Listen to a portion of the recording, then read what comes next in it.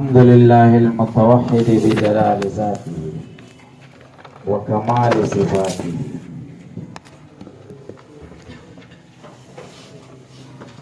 المتقدس في نعوت الجبروت عن شوائب النقص وسماته. دیجے پوری و سبق ہوئی انشاءاللہ. دی عبارت کے درې مباحثو ته خیال کوئ. اول بحث تحت لفظی ترجمه ده د عبارت. دویم بحث حل د الفاظ مفرده و ده د عبارت. دریم بحث اعتراضات او جوابات. اول بحث تحت لفظی ترجمه ده د عبارت. الحمدللہ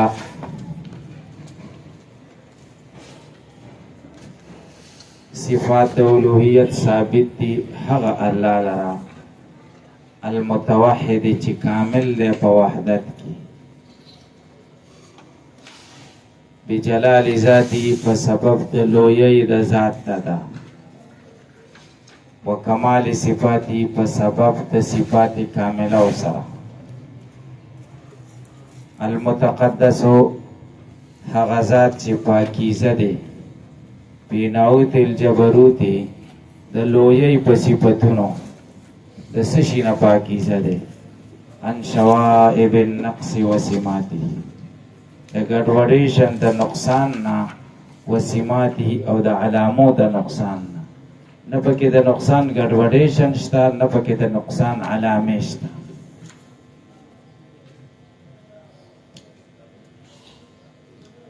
حل د الفاظ مفرده او دیم بحث. الحمدللہ کی دا الف لام یا استغراقی دے یا جنسی دے او یا عہد خارجی دے. عہد ذہنی خونشی کی دے ذکر بیا بلازم شی نکارت تا مبتدا ذکر مدخول دا الف لام عہد ذہنی دا بقوت تا نکرنی. کچری الف لام استغراقی شی ندا جوڑ قضیه بیا موجب کلیه شی او که الف لام پکی جنسی شی نو دا الف لام جنسی دا مدخول نجوڑ قضیه دا طبعیه او که الف لام عهد خارجی شی نو دا قضیه بیا شخصیه شی. هم په لغت کی ستودن تاوی ستایل او دا ستایل دا مصدر معلوم دی. الکه دا مصدر و قسمونه دی. یو تا مصدر معلوم وی یو تا مصدر مجهول. دریم مصدر مبنی للفاعل دریم مصدر مبنی للمفعول دریم حاصل بالمصدر معلوم او حاصل بالمصدر مجهول. دا شپږ شو او دریم قدر مشترک. وجه د حصر پکې دا ده دا مصدر دی که به یا صدوری و یا به پکی وقوعی نسبت به فاعل ته هم کیږي او مفعول ته هم کیږي. فاعل ته کیږي په صدور کې او مفعول ته کیږي په وقوع کې. کچری نسبت فاعل ته شوی او په صدور کې یا به کیږي او یا به نه کیږي. کنه کېده دا حاصل بالمصدر معلوم شو او که وقوع نسبت مفعول ته نه کېده دا حاصل بالمصدر مجهول شو او که نسبت کېده دا نسبت به یا بالفعل وي یا به بالقوه وي. که بالفعل و دا مصدر مبنی للفاعل شو او که نسبت د وقوع بالفعل نو دا مصدر مبنی للمفعول شو او که بالقوه نو دا بیا مصدر معلوم شو او که نسبت د وقوع بالقوه نو دا مصدر مجهول شو. صحیح شو. او کنا دا سو چې ما یطلق علیه اسم الحمد دا خبرې پکې د نسبتونو نه وي نو دې ته بیا قدر مشترک وي. کچری مصدر معلوم شي نو معنا به داسې شي الحمدلله ستایل الله لره دی. که مصدر مبنی للفاعل شي نو معنا به داسې شي ستایل د زید الله لره دی، ځکه زید فاعل دی هم. هلکه پرې پوه شوئ؟ دا کم مصدر مبنی للفاعل شي او که حاصل بالمصدر معلوم شي نو معنا به داسې شي ستاینه الله لره ده، ستاینه. او که مصدر مجهول شي نو معنا به داسې شي ستوده شدن الله لره دي، ستایل شوی کېدل الله لره دي. او که مصدر مبنی للمفعول شي نو معنا به داسې شي ستایل شوی کېدل د زید الله لره دي، یا ستایل شوی کېدل د الله لره دي. او که چېرې حاصل بالمصدر مجهول شو نو بیا به معنا داسې شي ستوده شدگی الله لره ده، ستاینه نه ستایل شوی کېدل الله لره دي. ستایل شوی کېدل یو ستاینه او یو ستایل شوی کېدل الله لره دي. او که قدر مشترک شي نو معنا به داسې شي چې الحمدلله ما یطلق علیه اسم الحمد الله لره دی، بس هغه چیر شي. تاسو پرې پوه شئ؟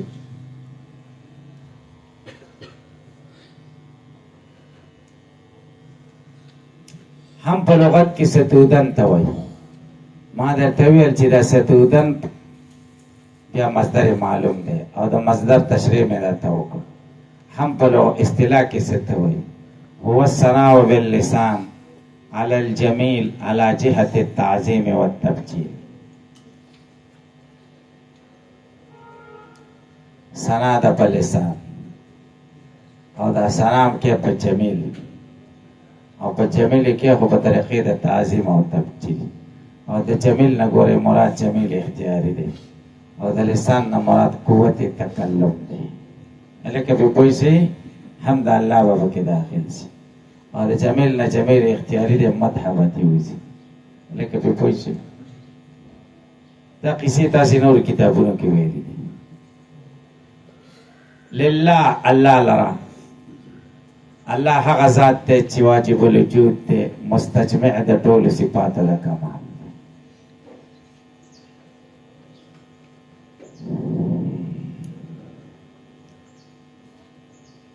المتوحد کامل دی په وحدت کې. متوحد چاته وایي؟ کامل په الوحدت.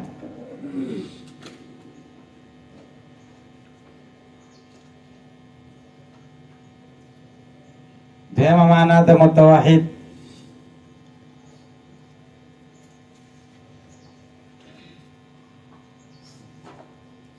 هغه چې وحدت د مقتضای ذاتی ده. دریمه معنا د متوحد هغه ذات چې دی واحد ګرځېدلی دی.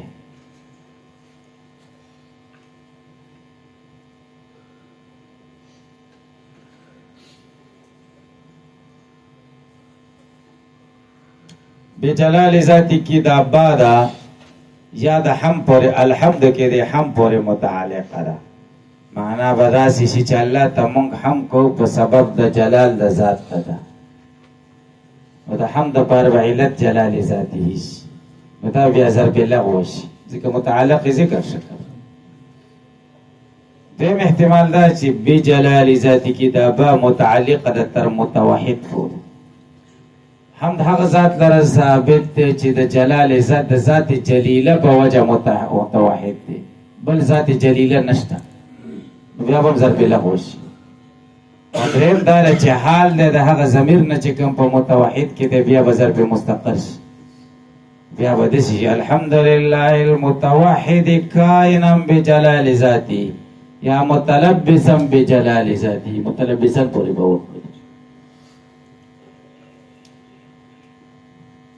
جلال نه مراد صفات سلبیه دي او د جلال اضافت ذات ته د قبیلې د اضافت د صفت نه دی موصوف ده.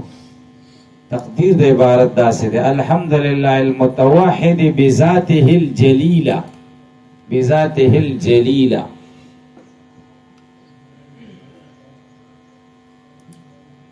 ذات ستوي، ذات تشخص توي، شخصیت توي، تفرد توي، متحمل د صفات ته ذات وي. تاسو باندې بسو کې اعتراض وکړي چې ذات خو مؤنث دی، اطلاق به خدای څنګه کیږي؟ تاسو به جواب وکړئ چې د ذات اطلاق په قرآن او حدیث کې په الله تعالی نه دی شوی. صحیح ده، خو جایز دی. ولی د موصوف محذوفه په اعتبار سره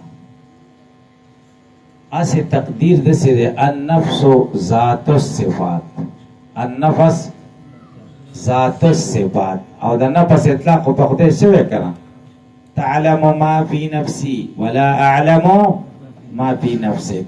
نفس اطلاق په خدای جایز دی، او لفظ د نفس خو مؤنث دی که او ذات الصفات دی د نفس دپاره صفت موصوف حذف شه نو ذات الصفات پاتې شه. بیا دې د تخفیف د وجې نه مضاف الیه هم لرې که چې الصفات دی نو ذات پاتې شه. نو دا ذات چې موږ خدای ته وایي دا په اعتبار د نفس سره چې د هغې دپاره صفت دی، تخفیفونه پکې کړي دي. هلکه پرې پوه شئ. وکمال صفاته، د کمال نه مراد دلته کې صفات ثبوتیه دي. صفات د خدای په دوه قسمه دي، یو صفات سلبیه دي، یو صفات ثبوتیه دي. صفات ثبوتیه هغې ته وایي چې په هغې کې اثبات دی یو څیز یې الله تعالی قادر دی، الله علیم دی، الله حلیم دی، الله غنی دی. دې ته صفات ثبوتیه وایي. او صفات سلبیه الله جسم نه دی، الله جوهر نه دی، الله عرض نه دی، دې ته صفات سلبیه وایي. دا یاد ساتئ، دا زمونږ د علم کلام په دې کتابونو کې هم دا خبرې دي او د ملایانو د خولې نه هم تاسې اورئ چې صفات دوه قسمه دي، سلبیه او صفات ثبوتیه. خو دا تسامح ده، چشمپوشي ده. صفات سلبیه ته د سره صفات ویل کېږي نه، ځکه صفت چا ته وایي؟ ما قام بالموصوف، هغه څه چې موصوف کې موجودي. تاسو د صفت په تعریف کې نعت کې ویلي دي، کافیه کې نعت څه ته وایي؟ تابع یدل علی معنی فی مطبوعه. هغه تابع ده چې دلالت په هغې معنا کوي چې هغه معنا په مطبوع کې موجودي که زیدون العالم، عالم هغه تابع ده چې دلالت په هغه څه کوي چې علم دی چې په مطبوع کې شته چې زید دی. په دې اعتبار سره صرف او صرف صفات ثبوتیه پاتې شو. صفات سلبیه صفات نه دي، خو چې دا خلک ورته صفات وایي تسامح پکې کوي، چشمپوشي کوي. او زه وایم چې داسې ورته ویل پکار دي چې صفات سلبیه خو ثبوتیه خو صفات شو، او صفات سلبیه ته تنزیحات ویلی نو دا به ډېره غوره وه. تنزیحات صحیح شو. یا لکه یو بادشاه ته ته لاړ شي او ورته وایي بادشاه صفت کې چې ته تهجد ګزار یې، ته عابد یې، ته ساجد یې، ته قائم اللیل یې، ته صائم النهار یې، او ته جواد یې، او ته داسې ته عادل یې. ښه صفتونه کې دا صفتونه شو که اکدم بل طرف ته بیا شروع شي.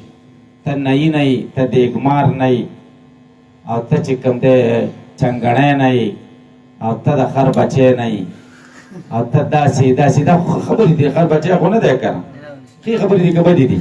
او بادشاه غوسه کېږي که نه غوسه کېږي چې بس ښه سړی یې خو دا ټول نه پې شو که او که دا دې دا نه یې او دا نه یې او دا نه یې نو بس دی چې هغه غوسه شي چې دا خو زه هم نه یم که نه، دا خو صفت زما نه کوي، غیبت کوي که لکه پې پوه شي. دقسې الله جسم نه دی، جوهر نه دی، عرض نه دی، او پلانکې نه دی، نو لکه دا خو هم نه دی نو ویلو دی څه ضرورت دی.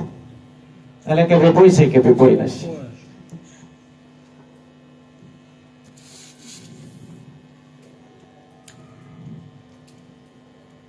نو جلال کی اشاره صفات سلبیه ہوتا ہوشوا، کمال کی اشاره صفات ثبوتیه ہوتا ہوشوا.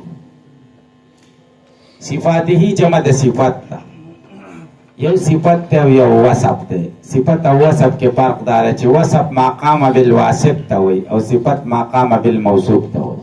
فرق باندې پوه زم زید خسړې ده نو دا زما دي خبرې ته وصف وي. دا مقام بالواسف شو چې زده زیم او دا خسړې ده دا قائم د چا پورې ده د زید پورې ده نو دا صفت شي. دا خسړې توپ د زید دا صفت شو او دا د خسړې توپ بیان زما دا وصف شو. وصف او صفت کې فرق پیژنئ. وصف مقام بالواسف ته وي او صفت مقام بالموصوف.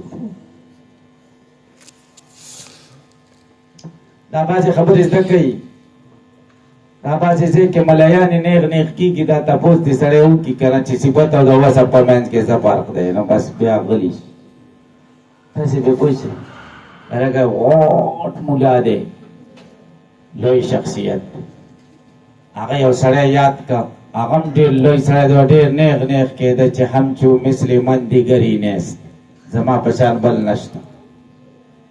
وایي ما دې غلي غوندې تپوس وکړو چې د ایز او د ایزا په منځ کې څه فرق. پس سړي سر ځوړند کړ چې دا به وګورم. ما ورته چې ګوره ما ته ګورې او ما له راځي دې درته اوس ووایم. تاسې پرې پوه شئ د ایز او د ایزا په منځ کې څه فرق دی. دا خبرې زده کوي دا ګوره ډېرې پکارېږي. څوک به بې عزته کوئ نه د مسلمان بې عزتي ناجایزه ده خو د متکبره لارې نه راوستل دا جهاد. صحیح شو. صحیح ده. نیغ سړی به راکمی که نه دا یو هغه تربیت شه که نه هغه همداسې باور رواني. تاسې بیا خو ته ورته سړیتوب په نظر درته نه ګوري هغه به راښکته کې لاره به ورښیي چې نه داسې ده. المتقدس تقدس پاکی ته وایي. المتقدسو کې درې وړه اعرابات جاری کېږي. المتقدسی چې شي دا صفت دی د الله په المتوحدي په شانې او دا عطف دی په المتوحدي باندې په حذف د حرف عاطف سره. المتقدسه چې شي دا به مفعول د فعل محذوفه دپاره شي اعني المتقدسه او المتقدسو چې شي دا به خبر شي د مبتدای محذوف هو المتقدس. درې وړه جایز دي.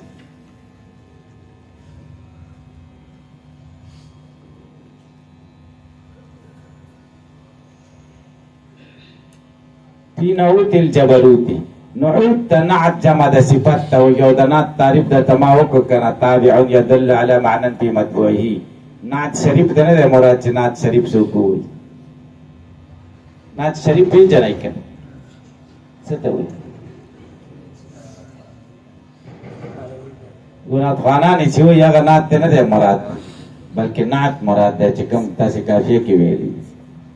جبروت لویی ته وایي. جبر لویی د فعالوت وزن دی مبالغه ده پکې لکه رحبوت شو ملکوت شو جبروت دا فعالوت اوزان دي دې کې مبالغه زیات دی. شوائب د شایبتن جمع د ګډوډیشن ته وایي. نقص نقصان ته وایي. سمات علامه د نقصان. سمات سمتون علامه ته وایي.